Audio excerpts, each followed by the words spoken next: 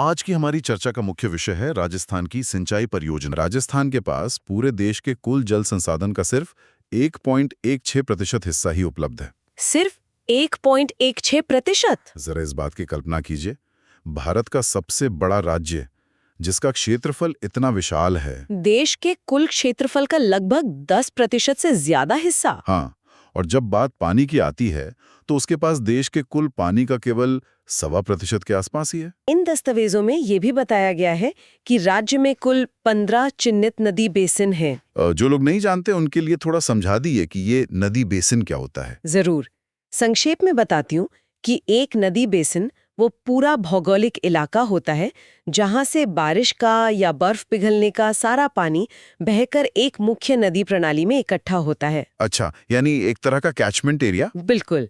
और इन 15 बेसिनों से जो कुल उपलब्ध सतही जल है, यानी जमीन के ऊपर बहने वाला जो सरफेस वाटर है, वो केवल 158.60 लाख एकड़ फीट है।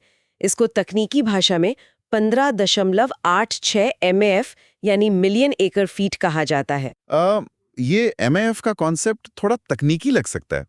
इसे अगर हम सरल भाषा में विजुलाइज करना चाहें। हाँ, कैसे समझाएंगे आप? इसका मतलब है कि 1 मिलियन यानी 10 लाख एकड़ जमीन पर अगर 1 फीट गहरा पानी भर दिया जाए तो वो एक MAF होता है। सही कहा। और राजस्थान के पास कुल मिलाकर ऐसा सिर्फ 15.86 MAF सतही जल है। इतनी कम मात्रा में सतही जल के साथ इतने बड़े राज्य की कृषि को बनाए रखना किसी चमत्कार से कम नहीं लगता। वाकई चमत्कार है। और शायद यही वजह है कि राज्य में सिंचित क्षेत्र यानी इरिगेटेड एरिया का जो वितरण है वो बहुत ही असामान्य और रोचक है। हाँ, वहाँ का डिस्ट्रीब्यूशन बहुत इंटरेस्टिंग है। अगर हम आंकड़ों पर गौर करें कि सबसे ज्यादा सिंचाई कहाँ होती है तो एक बहुत ही दिलचस्प ट्रेंड नजर आता है। गंगानगर वाला ट्रेंड। बिल्कुल। सर्वाधिक सिंचित क्षेत्रफल और सर्वाधिक सिंचित प्रतिशत दोनों ही मामलों में गंगानगर जिला सबसे आगे है। गंगानगर का ये प्रथम स्थान बहुत कुछ कहता है। देखिए, ये कोई प्राकृतिक देन नहीं है। तो फिर क्या है? ये इंसानी प्रयास और इंजीनियरिंग का नतीजा है। वहाँ नहरों का एक बहुत ही मजबूत और घना जाल बिछाया गया है, जिसने एक शुष्क इलाके को राज्य के सबसे उपजाऊ क्षेत्र में बदल दिया। लेकिन यहाँ जो विरोधाभास या पैराडॉक्स उभर कर आता है, हाँ, वही चूरू और राजसमंद वाला पॉइंट। बिल्कुल। आंकड़ों के अनुसार राज्य में न्यूनतम सिंचित क्षेत्रफल राजसमंद जिले में है। यानी राजसमंद वो जगह है जहां जमीन के सबसे कम हिस्से पर सिंचाई हो पाती है। ओके। लेकिन जब हम प्रतिशत की बात करते हैं तो न्यूनतम सिंचित प्रतिशत चूरू जिले का है। ये बारीकी वाकई समझने लायक है और यहीं पर डेटा का असली खेल समझ आता है। हाँ, कैसे? मतलब राजसमंद में कुल मिलाकर सिंचाई वाली जमीन का आकार सबसे छोटा है, शायद वहां के पहाड़ी भूगोल की वजह से। सही बात है, अरावली की वजह से। लेकिन अगर हम जिले के कुल भौगोलिक आकार और उसमें सिंचाई के अनुपात को देखें तो चूरू सबसे पीछे खड़ा नजर आता है। चूरू में जमीन का आकार बड़ा है लेकिन उसके बहुत ही छोटे से हिस्से को पानी नसीब हो पाता है। बिल्कुल सही विश्लेषण है। और अगर हम इन जिलों के आंकड़ों से बाहर निकलकर इसको एक बड़ी तस्वीर से जोड़कर देखें, यानी बिगर पिक्चर। जी, बिगर पिक्चर, तो हमारे नोट्स बहुत स्पष्ट रूप से बताते हैं कि राज्य का पूर्वी भाग यानी ईस्टर्न पार्ट सर्वाधिक सिंचाई वाला क्षेत्र है। पश्चिमी राजस्थान की तुलना में? हाँ, पश्चिमी राजस्थान जो कि मुख्य रूप से थार का रेगिस्तान है, उसकी तुलना में पूर्वी राजस्थान में स्थिति काफी अलग है। वहां पर स्थिति बेहतर होने का क्या कारण है? पूर्वी हिस्से में अरावली पर्वतमाला का प्रभाव है। वहाँ नदियों का बहाव थोड़ा बेहतर है। मिट्टी की जो प्रकृति है वो पानी को रोके रखने में ज्यादा सक्षम है। और भूजल का स्तर भी पश्चिमी हिस्से के मुकाबले ठीक है। यही कारण है कि वहाँ सिंचाई का इतना सघन रूप देखने को मिलता है। ये तो बात हुई कि पानी कहाँ है, कितना है और किन जिलों में इसका क्या प्रभाव है। लेकिन सवाल ये उठता है कि आखिर ये पानी जमीन तक और फसलों तक पहुंचता कैसे? यानी सिंचाई के साधन? जी, नोट्स में आगे बढ़ते हुए हमें सिंचाई के साधनों का एक बहुत ही बेहतरीन वर्गीकरण मिलता है। और जब हम इन आंकड़ों को देखते हैं तो ट्यूबवेल्स इस दौड़ में सबसे आगे दिखाई देते हैं। नलकूप यानी ट्यूबवेल्स राज्य की कुल सिंचाई का लगभग आधा, सटीक तौर पर कहें तो 49.29% हिस्सा सिर्फ नलकूपों के जरिए सींचा जाता है। ये आंकड़ा अपने आप में बहुत कुछ कहता है। इसके बाद नहरों का नंबर आता है जो 28.39% सिंचाई करती हैं। फिर कुएं हैं जिनसे 20.10% सिंचाई होती है। और सबसे आखिर में तालाब आते हैं जिनका योगदान मात्र 0.33% है। इन आंकड़ों का अगर हम गहराई से विश्लेषण करें तो ये राजस्थान की भूजल पर यानी जमीन के नीचे के पानी पर भारी निर्भरता की एक बहुत ही चिंताजनक कहानी कहते हैं। चिंताजनक कैसे?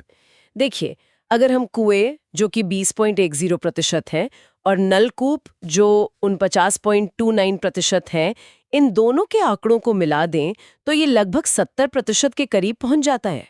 ओह, 70%? हाँ, इसका सीधा और स्पष्ट मतलब यह है कि राजस्थान में सिंचाई का सबसे बड़ा साधन कोई नदी या बारिश का पानी नहीं है, बल्कि जमीन के नीचे का वो पानी है जो सदियों से वहां जमा है। एक तरह से अपने बैंक के सेविंग्स अकाउंट से लगातार पैसे निकालने जैसा है, जहां बारिश के रूप में होने वाला डिपॉजिट बहुत कम है। क्या बेहतरीन उदाहरण दिया आपने। बिल्कुल यही स्थिति है। भूगोल के नजरिए से देखें तो कुएं और नलकूप मुख्य रूप से जयपुर और जोधपुर जैसे जिलों में ज्यादा इस्तेमाल होते हैं, जहां सरफेस वाटर की कमी को भूजल से पूरा किया जाता है। बिल्कुल। और नहरों का साम्राज्य, जैसा कि हमने पहले भी जिक्र किया, वो गंगानगर में है। वहां नहरें ही पूरी अर्थव्यवस्था की जीवन रेखाएं हैं। लेकिन इन सब में जो आंकड़ा सबसे ज्यादा सोचने पर मजबूर करता है वो है तालाबों का। मात्र 0.33% सिंचाई। और ये सिंचाई भी मुख्य रूप से भिलवाड़ा और उदयपुर जैसे विशिष्ट जिलों में होती है। इतनी कम मात्रा में तालाबों का उपयोग क्यों होता है? इसके पीछे पूरी तरह से वहां की भौगोलिक स्थिति यानी टोपोग्राफी का विज्ञान है। अच्छा, टोपोग्राफी। हाँ, भिलवाड़ा और उदयपुर का क्षेत्र मुख्य रूप से पहाड़ी और पथरीली है।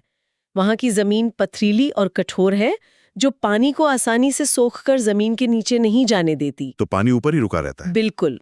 इसलिए वहां बारिश के पानी को रोककर, बांध बनाकर या तालाब बनाना सबसे व्यवहारिक और ऐतिहासिक तरीका रहा है। और बाकी राजस्थान में? उसके विपरीत राजस्थान के रेतीले इलाकों में पानी तुरंत जमीन में रिस जाता है या तेज गर्मी के कारण वाष्पीकृत हो जाता है, इवेपोरेट हो जाता है। हाँ, इसलिए वहां परंपरागत तालाब बनाना और उन्हें साल भर पानी से भरा रखना बेहद मुश्किल होता है। ये बहुत ही तार्किक बात है। भूगोल कैसे तकनीकी को तय करता है, ये उसका जीता जागता उदाहरण है। बिल्कुल ठीक कहा आपने। इसके बाद अगर हम सिंचाई परियोजनाओं के प्रशासनिक वर्गीकरण की तरफ बढ़ें, तो इन्हें कमांड एरिया के आधार पर बांटा गया है। कमांड एरिया को थोड़ा समझा दीजिए। कमांड एरिया का मतलब वो पूरा इलाका होता है जहां तक कोई एक विशेष परियोजना अपने पानी की पहुंच सुनिश्चित कर सकती है। इसे 3 मुख्य हिस्सों में बांटा गया है।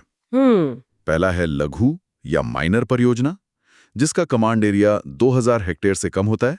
ठीक है। दूसरा है मध्यम या मीडियम परियोजना, जो 2000 से 10,000 हेक्टेयर तक के क्षेत्र को कवर करती है। और तीसरा है वृहद या मेजर परियोजना, जिसका कमांड एरिया 10,000 हेक्टेयर से ज्यादा होता है। ये जो वर्गीकरण है ना, ये केवल नाम के लिए नहीं है, प्रशासनिक और वित्तीय नजरिए से ये बहुत महत्वपूर्ण है। किस तरह से? जब भी सरकार कोई नई योजना बनाती है तो इसी कमांड एरिया के आधार पर उसका बजट तय होता है।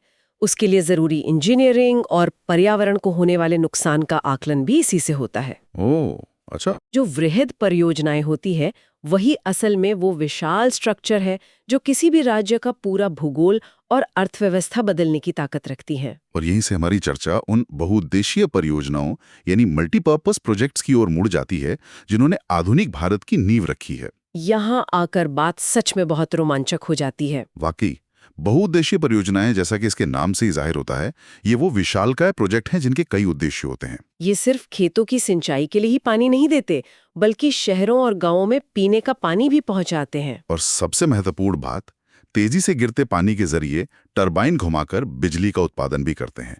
एक ही तीर से 3 बड़े निशाने। बिल्कुल।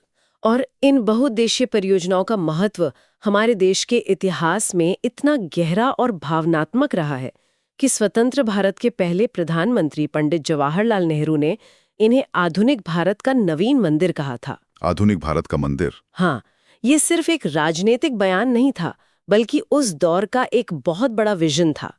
देश की आजादी के ठीक बाद, जब भूखमरी और गरीबी सबसे बड़ी चुनौतियां थीं, तब कंक्रीट की ये विशाल बांध ही वो जगह थी जहां से एक नए और आत्मनिर्भर भारत के भविष्य की उम्मीदें जुड़ी थी। बिल्कुल ठीक समझे आप। उन भावनाओं को समझना मुश्किल नहीं है। इन नोट्स में एक और बहुत ही शानदार कोट मौजूद है।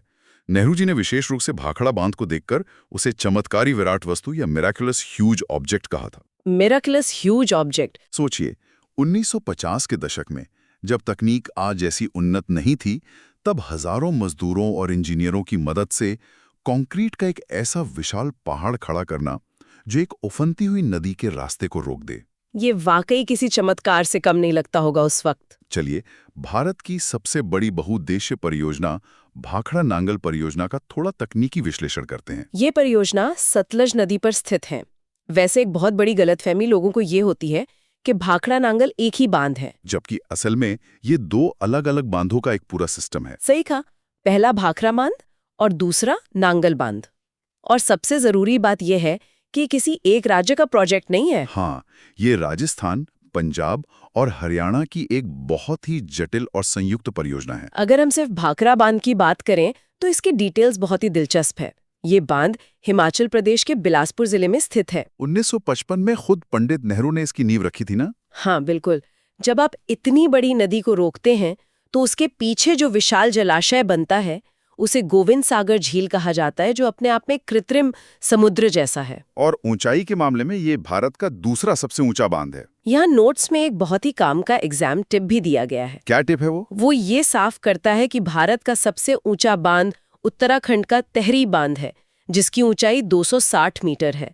तो भाखड़ा इसलिए दूसरे नंबर पर आता है। भाखड़ा बांध मुख्य रूप से पानी को रोकने, उसे जमा करने और ऊंचाई से पानी गिराकर बिजली बनाने का काम करता है। लेकिन पानी के इस तेज बहाव को नियंत्रित करने और उसे सुरक्षित तरीके से नहरों में मोड़ने के लिए भाखड़ा से थोड़ा नीचे पंजाब के रोपड़ जिले में नंगल बांध बनाया गया है। दो मुख्य नहरें निकाली गई हैं। पहली है बिस्त दोआब नहर। हाँ, बिस्त दोआब। दोआब का मतलब होता है दो नदियों के बीच की उपजाऊ जमीन। इस नहर का पानी केवल पंजाब के काम आता है। और दूसरी जो सबसे महत्वपूर्ण नहर है वो है भाखड़ा नहर, जिसका लाभ राजस्थान, पंजाब और हरियाणा तीनों राज्यों को एक तय समझौते के तहत मिलता है। और यही भाखड़ा नहर राजस्थान के लिए एक ऐतिहासिक वरदान साबित हुई है। 1959 के भाखड़ा नांगल समझौते का अगर हम जिक्र करें तो ये जल बंटवारे का एक बहुत ही महत्वपूर्ण दस्तावेज है। इस समझौते के तहत राजस्थान को इस पूरी परियोजना के पानी और बिजली का 15.5% हिस्सा मिला। यहाँ एक सवाल दिमाग में आता है कि क्षेत्रफल के हिसाब से देश के सबसे बड़े राज्य के लिए क्या ये 15.22% हिस्सा बहुत कम नहीं है? ये आंकड़ा सुनने में थोड़ा अजीब लगता है। ये सवाल बहुत ही जायज है। प्रतिशत के हिसाब से 15.22 शायद छोटा लगे, लेकिन हमें ये समझना होगा कि भाखड़ा परियोजना का कुल आकार कितना विशाल है। उस विशालता के अनुपात में? हाँ, उस विशालता के अनुपात में जब ये 15.22% पानी राजस्थान पहुंचता है तो जमीन पर इसका असर अविश्वसनीय होता है। नोट्स के मुताबिक इस हिस्सेदारी की वजह से राजस्थान के 2.3 लाख हेक्टेयर क्षेत्र में सिंचाई की सुविधा उपलब्ध हो पाई। इतने बड़े इलाके में खेती संभव होने का मतलब है बंजर जमीन का हरे भरे खेतों में बदलना और लाखों लोगों का जीवन स्तर हमेशा के लिए सुधर जाना।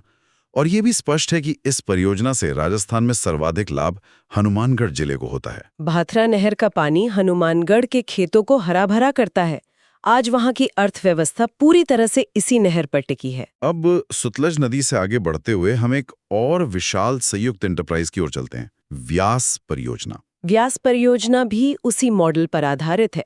ये भी राजस्थान, पंजाब और हरियाणा की एक संयुक्त परियोजना है। लेकिन जैसा कि नाम से पता चलता है, ये व्यास नदी पर बनी है। इस परियोजना के तहत मानसून के पानी को सहेजने के लिए हिमाचल प्रदेश में दो बहुत महत्वपूर्ण बांध बनाए गए हैं। पहला है मंडी जिले में पंदोह बांध और दूसरा है कांगड़ा जिले में पौंग बांध। ये दोनों ही बांध मानसून के दौरान व्यास नदी के अतिरिक्त पानी को जमा करने और निचले इलाकों में बाढ़ को रोकने में अहम भूमिका निभाते हैं। और यहीं पर इंजीनियरिंग का एक ऐसा कॉन्सेप्ट सामने आता है जो सच में दिमाग हिला देने वाला है। आप व्यास सतलज लिंक चैनल की बात कर रहे हैं ना? बिल्कुल, सतलज नदी में डालना है, और वो भी भकरा बांध से पहले। ये वाकई हैरत अंगेज है। मतलब इंजीनियरों ने एक नदी का पानी दूसरी नदी में ट्रांसफर करने का एक पूरा सिस्टम बना दिया ताकि भाखड़ा बांध में पानी का स्तर हमेशा बना रहे। इसे आप हाइड्रोलिक इंजीनियरिंग का एक मास्टरपीस कह सकते हैं। इसका सीधा सा गणित यह है कि अगर एक नदी के बेसन में पानी ज्यादा है और दूसरे बड़े जलाशय में पानी कम हो रहा है, तो एक लिंक चैनल के जरिए उस अतिरिक्त पानी को ट्रांसफर कर दिया जाता है। इससे ये सुनिश्चित होता है कि भाखड़ा बांध से जो बिजली और पानी की आपूर्ति राजस्थान, पंजाब और हरियाणा को हो रही है, वो गर्मियों में भी बिना किसी रुकावट के चलती रहे। ये जल प्रबंधन की वो दूरदर्शिता है जो दशकों पहले दिखाई गई थी। लेकिन एक बात जो इतिहास हमें बार बार सिखाता है वो ये है कि जब भी दो या दो से अधिक राज्य या देश एक ही नदी के पानी पर निर्भर होते हैं तो विवाद होना बिल्कुल स्वाभाविक है। पानी सिर्फ एक बहता हुआ संसाधन नहीं है, बल्कि ये एक बहुत बड़ा भू राजनीतिक मुद्दा है। इन नदियों के पानी के पीछे जो ऐतिहासिक कूटनीति और विवाद हुए हैं वो किसी थ्रिलर फिल्म से कम नहीं है। इसकी शुरुआत होती है 1960 के ऐतिहासिक सिंधु जल समझौते से, जिसे इंडस वाटर ट्रीटी भी कहा जाता है। सिंधु जल समझौता कूटनीति की दुनिया में सबसे सफल अंतर्राष्ट्रीय जल समझौतों में गिना जाता है। 1960 में पाकिस्तान के कराची शहर में भारत और पाकिस्तान के बीच ये समझौता हुआ था। इसमें वर्ल्ड बैंक ने एक बहुत ही अहम मध्यस्थ की भूमिका निभाई थी। भारत की तरफ से उस समय के प्रधानमंत्री पंडित जवाहरलाल नेहरू और पाकिस्तान की तरफ से राष्ट्रपति अय्यूब खान ने इस पर हस्ताक्षर किए थे। और इस समझौते का भारत और खास तौर पर राजस्थान के लिए क्या मतलब था? इसके तहत 3 पूर्वी नदियों सतलुज, रावी और व्यास पर भारत का पूर्ण अधिकार स्वीकार किया गया। ये एक बहुत बड़ी कूटनीतिक जीत थी, क्योंकि अगर ये पानी भारत को नहीं मिलता तो उत्तर पश्चिम भारत और विशेष रूप से राजस्थान के रेगिस्तानी इलाकों में कृषि का जो भविष्य आज हम देख रहे हैं वो शायद कभी संभव ही नहीं हो पाता। अंतर्राष्ट्रीय सीमा पर तो वर्ल्ड बैंक की मदद से मामला सुलझ गया था, लेकिन पानी की राजनीति सिर्फ अंतर्राष्ट्रीय नहीं होती। राज्यों के बीच भी पानी के बंटवारे को लेकर बहुत गहरी रस्साकशी चल रही थी। जैसे ही भारत को इन पूर्वी नदियों का पानी मिला, राजस्थान, पंजाब और हरियाणा के बीच इस बात पर थन गई कि इस अतिरिक्त पानी का कितना हिस्सा किसे मिलेगा। इसे रावी व्यास विवाद के नाम से जाना जाता है। हर राज्य अपनी बढ़ती आबादी और कृषि जरूरतों के लिए ज्यादा से ज्यादा पानी चाहता था, और कोई भी पीछे हटने को तैयार नहीं था। और इस विवाद को सुलझाने में कोई 1 या 2 साल नहीं लगे, बल्कि ये प्रक्रिया बहुत लंबी चली। 1985 में जाकर एक बहुत बड़ा राजनीतिक कदम उठाया गया, जब राजीव लोंगोवाल समझौता हुआ। इसी समझौते के परिणाम स्वरूप जल बंटवारे का सही और वैज्ञानिक आकलन करने के लिए न्यायमूर्ति एरादी आयोग या एराडी कमीशन का गठन किया गया। इस आयोग के कंधों पर ये तय करने की भारी जिम्मेदारी थी कि रावी और व्यास नदियों के अतिरिक्त पानी में किस राज्य का कितना न्याय संगत हक बनता है। एरादी आयोग का काम सिर्फ एक कमरे में बैठकर फैसला सुनाना नहीं था ना। बिल्कुल नहीं। उन्होंने सभी राज्यों की जल आवश्यकताओं, उनके भौगोलिक क्षेत्रफल, मिट्टी की प्रकृति और कृषि योग्य भूमि का बहुत ही गहराई से अध्ययन किया। और इन सारे आकलनों के बाद आयोग ने अपना ऐतिहासिक फैसला सुनाते हुए रावी और व्यास नदियों के जल में राजस्थान का हिस्सा 86 लाख एकड़ फुट यानी 8.6 MF निर्धारित किया। ये फैसला राजस्थान के लिए बहुत बड़ी राहत लेकर आया, क्योंकि इसने राज्य को एक निश्चित मात्रा में पानी की कानूनी गारंटी दी। इस शानदार और ज्ञानवर्धक चर्चा का हिस्सा बनने के लिए बहुत बहुत धन्यवाद। उम्मीद करते हैं कि आज की इस चर्चा से राजस्थान की सिंचाई व्यवस्था और जल प्रबंधन की इन तमाम जटिलताओं को एक बिल्कुल नए और व्यापक नजरिए से समझने में मदद मिली होगी। धन्यवाद। आगे भी ऐसे ही डीप डाइव्स के लिए हमारे साथ जुड़े रहिए और कुछ नया सीखते रहिए। अगली बार एक नए विषय के साथ फिर मुलाकात होगी।